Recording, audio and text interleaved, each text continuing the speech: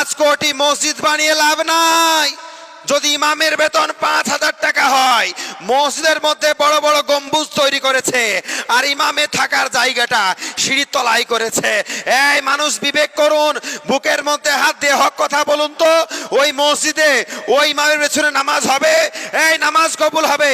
কোটি টাকার মসজিদ তৈরি করেছো, মসজিদের টাইলস বসিয়েছো, মার্বেল পাথর বসিয়েছো, লাইট দিয়ে জাঁকজমক করে সাজিয়েছো, রাজকীয় ব্যবস্থা করেছো, আর ইমামের বেতন 5,000 রেখেছো, 7,000 রেখেছো, বড় বড় গম্বুজ তৈরি করেছো, ইমামের জায়গা সিঁড়ির তলায় করেছো। বিবেক আছে? বিবেক আছে? বিবেক যদি থাকতো কোটি টাকার মসজিদ বানিয়ে লাভ নাই। 10 লাখ টাকার মসজিদ বানাও, ইমামের বেতন বাড়িয়ে দাও, নামাজ কবুল হবে, ইবাদত হবে। আর বেটা কোটি টাকার মসজিদ তৈরি করেছো, ইমামের বেতন 5,000 করেছো, নামাজ কবুল হবে? এই বলেন নামাজ হবে?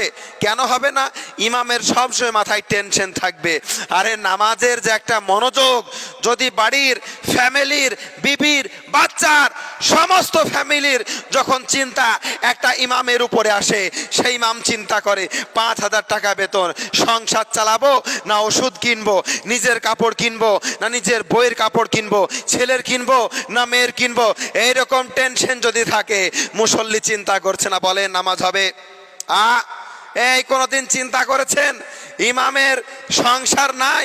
আরে আজকাল বর্তমান সমাজে অনেক মুসল্লি দেখতে পাওয়া যায়, অনেক নামাজি দেখতে পাওয়া যায়, তারা মনে করে নিজের ফ্যামিলিটা ফ্যামিলি, নিজের পরিবারটা পরিবার, ইমামের কোনো পরিবার নেই, ইমামের কোনো ফ্যামিলি নেই। যদি এরকম চিন্তা করতো তাহলে একটা ইমামকে 5,000, 7,000, 8,000 টাকা বেতন করতো না। বর্তমান বাজারকে উপেক্ষা করে, বর্তমান বাজারকে সামনে রেখে নির্দিষ্ট পরিমাণে ইমামের বেতন তৈরি করতো। কোটি টাকার মসজিদ বানিয়েছো, কিসের জন্য বানিয়েছো? ইমামের বেতন দিতে পারছো না, ওই মসজিদ বানানো লাভ নাই। অনেক মসজিদ দেখতে পাওয়া যায় বড় বড় বিল্ডিং করেছে, ইমামের জায়গা সিঁড়ির তলায় করা আছে, বড় বড় বিল্ডিং আছে, মসজিদের মধ্যে কোনো পড়াশোনার জায়গা করেনি, মক্তবখানা করেনি। এই বলুন, এই টাকার এই মসজিদের কোনো মূল্য থাকবে? কোটি টাকার মসজিদ খরচা করলেন, কিন্তু সেখানে একটা মক্তব তৈরি করলেন না, বলেন পড়াশোনা জায়গা করলেন না। এই বলুন, এরকম কাজ করলে আমাদের এগুলাকে ঠিক হবে? এগুলাকে কাজ আমাদের ঠিক হবে? আর পৃথিবীতে সব চাইতে কঠিনতম চাকরির নাম হলো ইমামতি, যেখানে 24 ঘন্টা ডিউটি করতে হয়, এক একটা মিনিট ডিউটি করতে হয়, এক একটা সেকেন্ড ডিউটি করতে হয়। তার প্রমাণ জামাতের সময়। জামাত যখন শুরু হয়ে যাবে, মানুষ উট পেতে আপনার খরগোশের মতো ঘড়ির দিকে তাকিয়ে থাকবে। বাই চান্স যদি 5 সেকেন্ড কিংবা 6 সেকেন্ড যদি ইমামের দেরি হয়ে যায়, মুসল্লির মধ্যে হট্টগোল শুরু হয়ে যায়, হট্টগোল শুরু হয়ে যায়। রাত্রিবেলা ইমাম ঘুমিয়ে আছে, ভালোভাবে ঘুম আসে না। কেন জানেন? সব সময় ঘড়ি দেখতে হয় কখন জামাত হবে। জামাত হয়তো শুরু হয়ে গেল, জামাত কিংবা ধরতে পারবো না, ঘুম ভাঙলে ঘড়ি দেখে, তাহলে রাত্রেও ডিউটি আছে। প্রত্যেক মানুষ ঘুরতে যায়, বেড়াতে যায়, ফ্যামিলির সঙ্গে কোনো দাওয়াত খেতে যায়, বিয়ে অনুষ্ঠানে যায়, এরা মনে করে ইমামের এগুলো দরকার নাই।